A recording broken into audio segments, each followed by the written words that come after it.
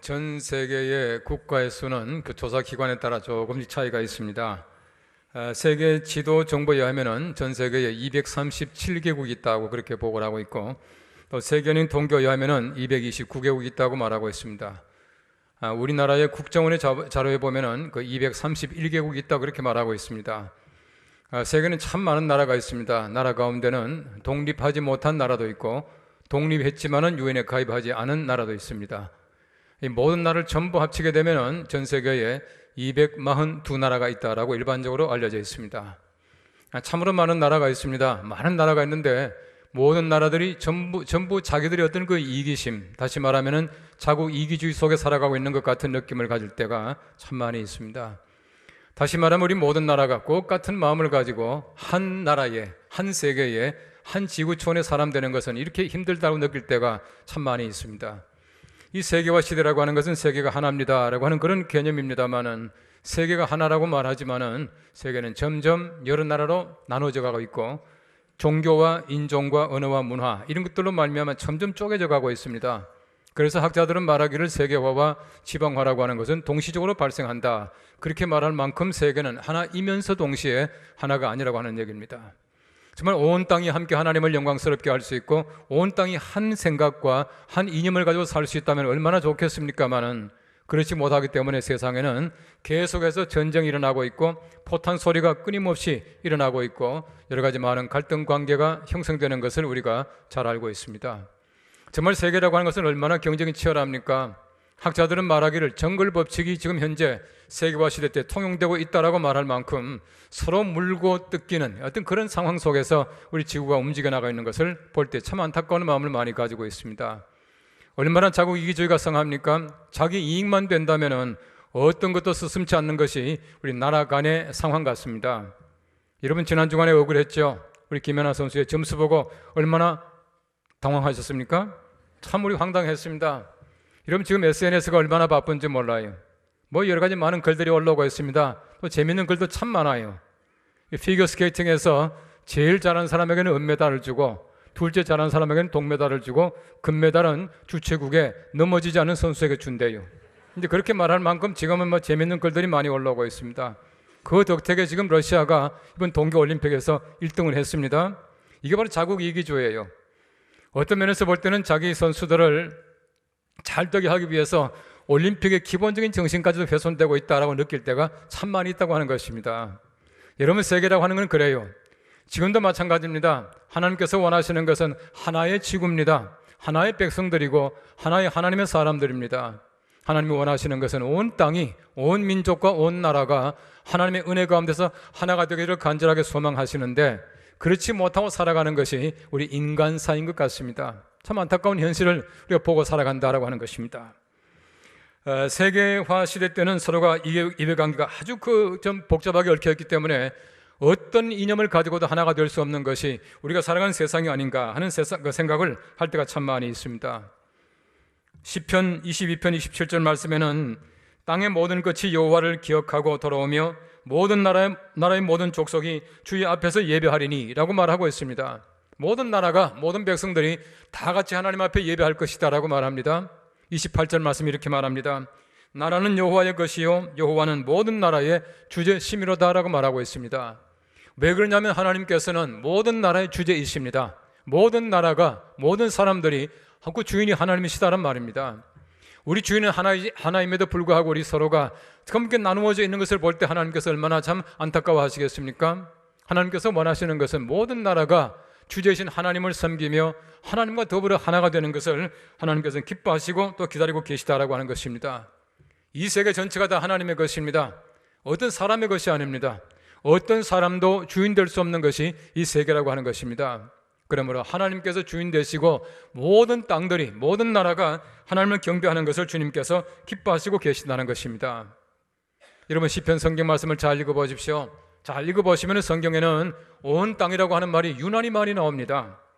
온 땅이 주께 경배하고라고 말합니다. 온 땅이여 하나님께 즐거운 소리를 낼지어다 말합니다. 온 땅이여 여호와께 즐거운 찬송을 부를지어다 말합니다. 온 땅이여 여호와께 노래할지어다 말합니다. 온 땅이라고 하는 말이 왜 이렇게 많이 나옵니까? 온 땅이, 모든 나라가, 모든 민족이 하나님을 찬송하고 하나가 되고 하나님을 경배하는 것, 이것이 바로 하나님의 기대감이며 시편 기자들이 가지고 있던 마음의 소망이었다고 하는 것입니다. 우리도 마찬가지입니다. 모든 나라가 다 같이 하나님을 영광스럽게 하고 모든 나라가 하나가 된다면 얼마나 좋겠습니까? 이것이야말로 하나님의 귀한 뜻이고 또 우리가 기대하는 바라고 하는 것을 말씀하고 있는 것이에요. 사상가 파스칼이 말했습니다. 하나님은 인간을 자기 형상대로 지으셨고 인간도 그대로 보답했다라고 말했습니다. 이 말이 무슨 말이냐 하면은 인간들이 자기 뜻대로 하나님을 만들었다는 얘기입니다. 하나님이 인간을 만든 것처럼 인간도 하나님을 만들었다는 뜻이에요. 얼마나 사람들이 자기 마음대로 신을 많이 만들었습니까? 하나님 한 분 외에 참신이 없음에도 불구하고 수많은 신들을 만들어 놓고 우상을 깎아서 세워놓고 거기에 경배하고 섬기더라 라고 하는 말입니다. 하나님을 섬기지 못하는 사람들, 이런 사람들로 말미암아 하나님께서는 참으로 마음속에 안타까워하셔요. 하나님께서는 모든 사람들이 우상을 배파하고 떠나가고 하나님 섬기기를 간절하게 소망하고 계시다는 뜻입니다. 지금도 마찬가지입니다. 온 땅이 하나님을 경배해야 합니다. 찬송해야 합니다. 그래서 하나님께서 영광 받으시는 귀한 나라가 되어야 된다는 것이에요. 우리가 모든 나라가 하나님을 경배하고 하나님의 것이 되게 하는 것이 우리의 사명이며 하나님의 귀한 뜻인 줄로 압니다. 이 아침에 다시 한번 귀한 말씀을 통해서 온 땅이 하나님을 경외할 수 있는 귀한 나라가 되기를 간절히 바랍니다. 오늘 성경 말씀 첫째는 말합니다. 모든 민족이 주를 찬송합니다 라고 말합니다. 모든 민족이, 온 땅이 하나님을 하나님으로 인정하고 경배하는 것, 찬송하는 것, 이걸 하나님이 기대하신다는 뜻입니다.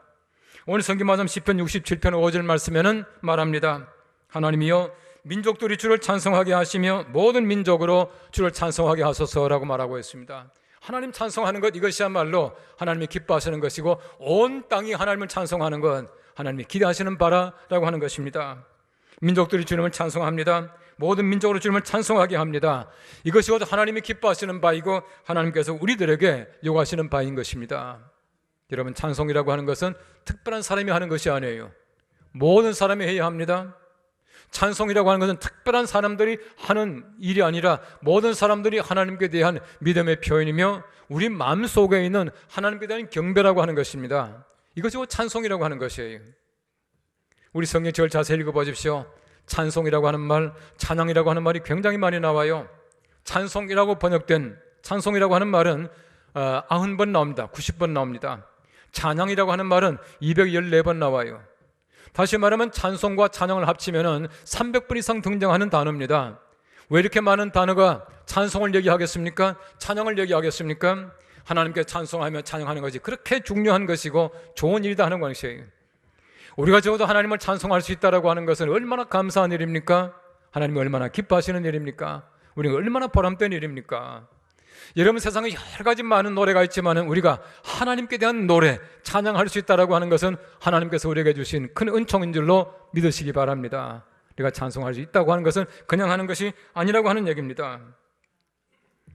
제가 지난번에 한번 말씀드린 기억이 납니다만은 하나님이 사람을 지으신 목적이 있습니다.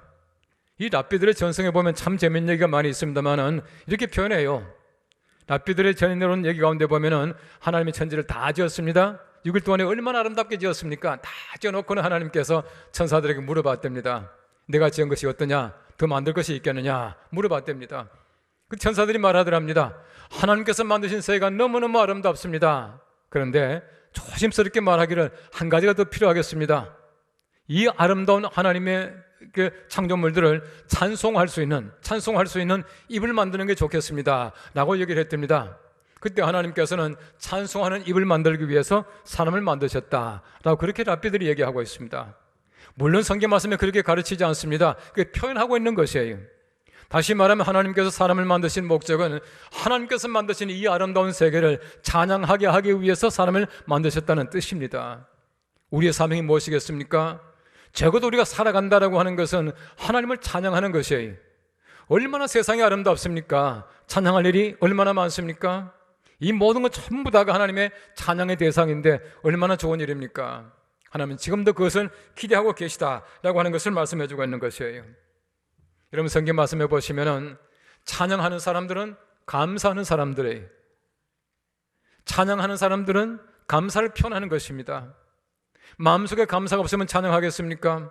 모든 것 볼 때마다 마음속에 감사가 넘칩니다. 절로 찬송이 나온다는 얘기예요. 제가 늘 얘기합니다만 찬송을 보십시오. 찬송 속에 원망이 있습니까? 찬송 속에 불평이 있습니까? 찬송에는 원망과 불평이 없습니다. 감사뿐인 것이 찬송이라고 하는 것이에요. 사무엘하 22장 50절 말씀 말합니다. 이름으로 여호와여, 내가 모든 민족 중에서 주께 감사하며 주의 이름을 찬양하리이다. 감사하며 찬양한답니다. 감사와 찬양은 항상 함께합니다. 우리가 마찬가지입니다. 내가 하나님 앞에 감사한다라고 하는 것은 찬양으로 표현될 수가 있고, 내가 찬양한다 하는 것은 하나님께 감사한다는 뜻입니다. 매일매일 우리의 삶 속에서 하나님 앞에 더 열심히 감사할 수 있게 되기를 바랍니다. 성경 말씀 잘 보십시오. 레위 지파 사람들은 땅을 분할받지 않았습니다. 12지파가 동맹을 맺어서 이게 농사를 짓게 되는데 땅을 받지 않은 사람들은 레위 사람들이에요. 왜 레위 사람들에게 땅을 주지 않습니까? 농사 짓지 말라는 거예요. 농사 짓지 말라는 것이 아니라 농사 지을 필요가 없다는 것입니다. 성전을 섬기고 성전에서 찬양하는 것이 농사 짓는 것만큼 중요하다는 얘기예요. 땅을 받지 않았습니다. 소산이었기 때문에 11조를 바치지 않았습니다. 11지파가 11조를 바치게 되면 이걸 가지고 레위 사람들이 살았어요. 바꿔 말하면 레위 사람들은 하나님을 찬양하는 건 이것 때문에 농사도 짓지 않았다는 얘기입니다. 그만큼 중요한 것이 하나님께 대한 찬양이었습니다.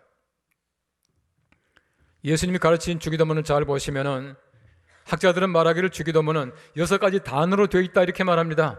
제일 먼저 나오는 단어가 찬양입니다. 찬양입니다. praise. 찬양이 제일 먼저 나옵니다. 그 다음에는 우선권이 나옵니다. 그 다음에는 공급이 나옵니다. 일용할 양식을 주십시오라고 하는 공급이 나옵니다. 용서가 나옵니다. 내 죄를 사해 주십시오라고 말하고 있습니다.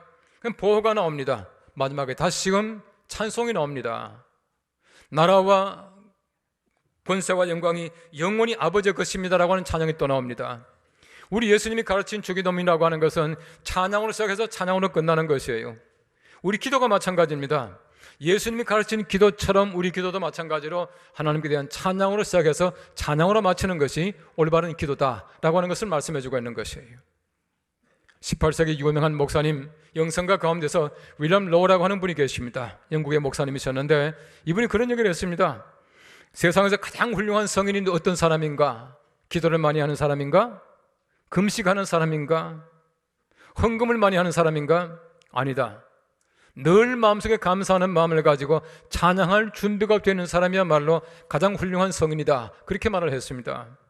우리가 마찬가지로 우리 마음속에 늘 감사하는 마음을 가지고 찬양할 체비가 되어 있으면 우리는 훌륭한 성인들입니다. 우리 열심히 우리 마음속에 찬양할 체비를 가지고 하나님 앞에서 훌륭한 성인들로 살 수 있게 되기를 바랍니다. 여러분 성경 말씀해 보시면은 악기가 얼마나 많이 등장합니까? 소고, 나팔, 비파, 수금, 재금, 퉁소, 현악 등등 굉장히 많은 악기들이 나옵니다. 그 악기들을 잘 보십시오. 이 악기들은 하나님께 찬양하기 위해서 만들어진 악기가 아니에요. 세속적인 악기입니다. 그냥 그들이 노래 부르기 위해서 만든 악기들이지만은 이 모든 악기를 전부 동원하여서 하나님을 찬양했다라고 하는 것이에요. 하나님 찬양하는 데는 모든 방법과 수단이 동원되는 것이에요.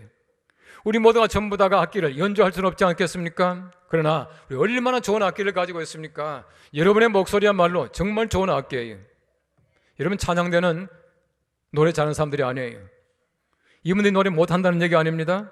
노래 잘해서 찬양하는 것이 아니라 마음속에 감사하는 마음이 풍성하고 하나님 성원을 찬양하는 사람들이 찬양됩니다. 우리 모두가 다 찬양대예요.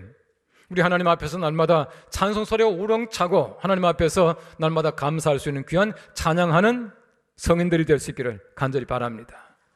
오늘 성경 말씀 두 번째는 말합니다. 땅이 그의 소산을 내어주었습니다 라고 말하고 있습니다.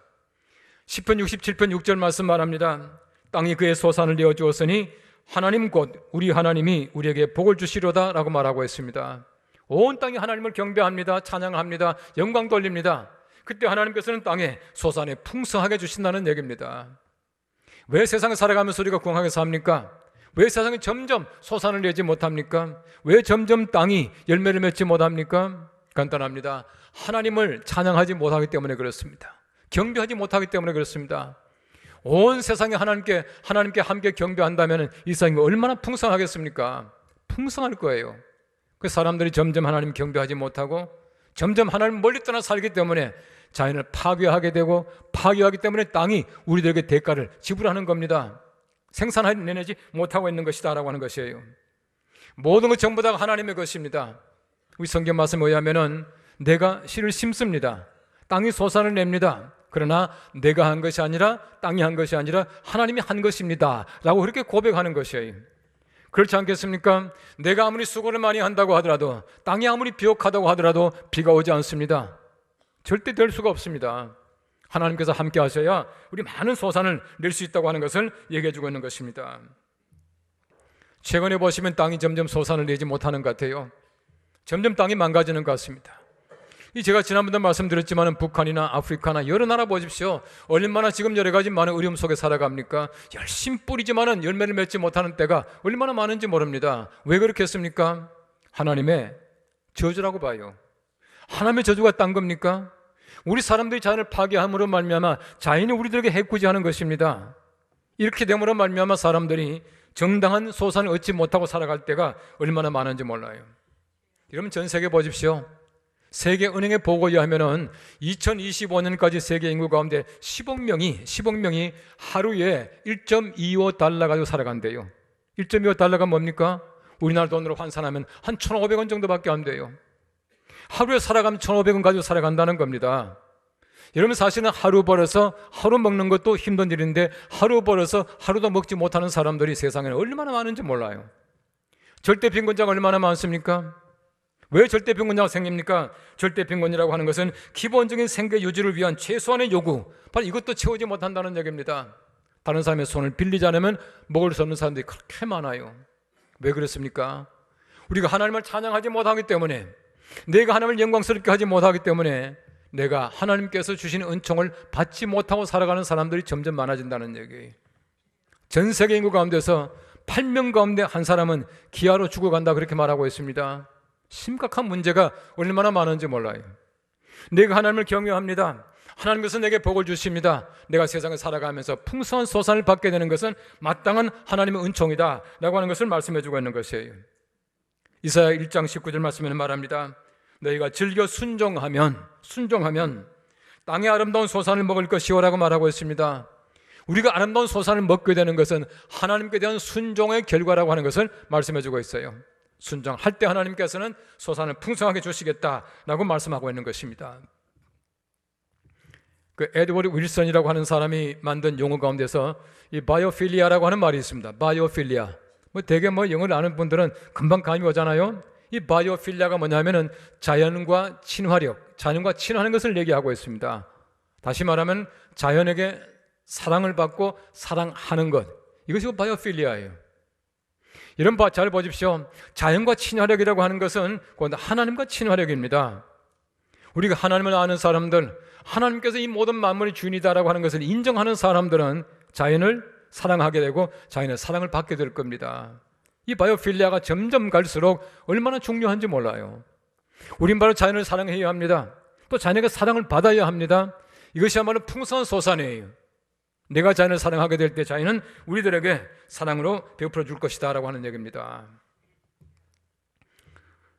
태평양에 조그마한 섬나라 가운데 투발루라고 하는 나라가 있습니다. 이 투발루, 기리바시 이런 나라들이 조그마한 나라들이에요. 전부가 산호 섬으로 되어 있는 그런 나라들 아니겠습니까? 이 투발루라고 하는 나라와 이 기리바시라고 하는 나라, 이런 나라들이 전부 다가 CWM, 세계 선교 협의회의 멤버 처치를 가지고 있는 나라들이에요. 근데 그 사람들은 보면요, 그 섬이 조그만 나라, 인구 전체가 15,000명밖에 안 돼요. 투발루도 15,000명 밖에 되는 조그마한 섬나라예요. 제일 높은 곳이 해발 4.5m요. 조그마한 언덕밖에 없어요. 근데 그 나라 사람들이 왜 덩치가 그렇게 큰지 몰라요. 참 하나님께서 재밌게 만드셨어요. 그 조그만 나라에 사는 사람들이 덩치가 얼마나 큰지 모릅니다. 근데 그 사람들 보십시오. 지금 소위 말하는 이 지구 온난화에 가장 큰 피해를 보는 나라가 투발루예요. 점점 해수면이 상승되게 되고 나라가 잠기게 된다, 그렇게 말하고 있지 않습니까? 누구의 잘못입니까? 그들의 잘못이 아니에요. 그들은 얼마나 자연 친화적으로 살아가는지 모릅니다. 다른 나라 사람들이 정말 이 세계를 점점 환경을 훼손함으로 말미암아 그 사람들이 피해를 본다는 것이에요. 이런 나라가 풍성하겠습니까? 소산을 풍성하게 낼 수 있겠습니까? 절대로 그럴 수 없다는 얘기입니다. 우리가 자연과 친화하지 않으면 절대로 우리가 풍성한 소산을 기대할 수가 없다고 하는 것을 얘기해주고 있는 것입니다. 하나님께서 우리에게 원하시는 것은 풍성입니다. 풍요함입니다. 이런 풍성이라고 하는 것은 하나님의 단어 아니겠습니까?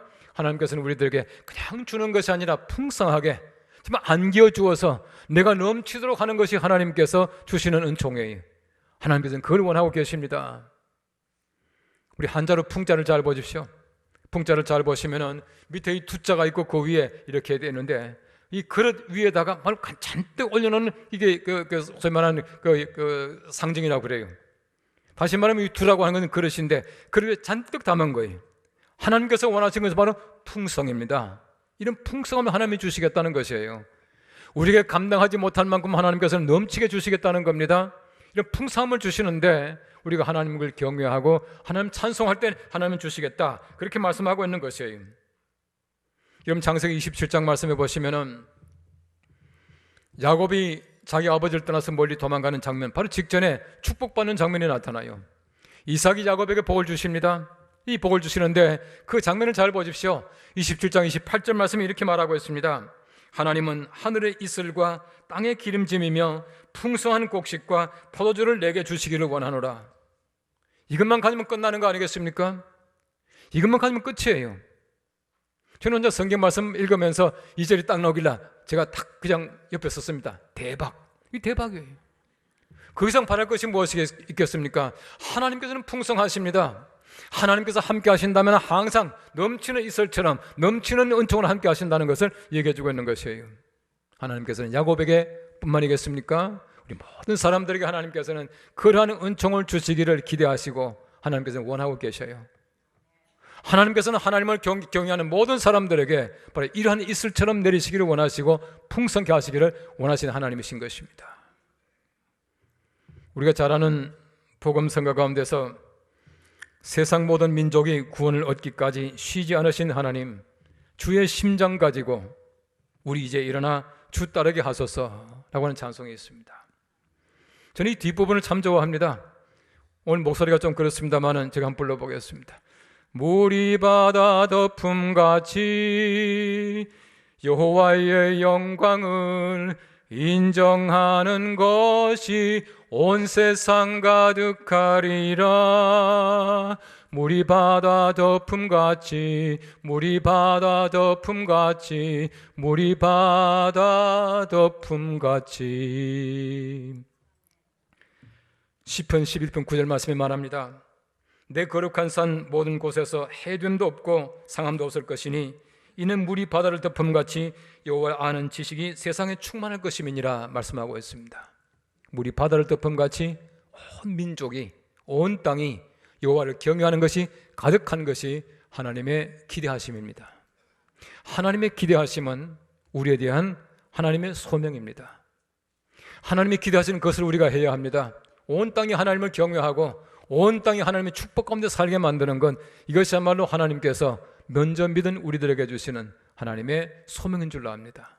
아무쪼록 우리가 세상에서 모든 민족의 주님을 찬양할 수 있고 온 세상의 주님을 찬양함으로 말미암아 소산이 가득하고 이 세계가 풍요하게 될 수 있도록 하는 데 힘쓰는 귀한 주의 백성들 다 되시기를 간절히 바랍니다. 기도하겠습니다.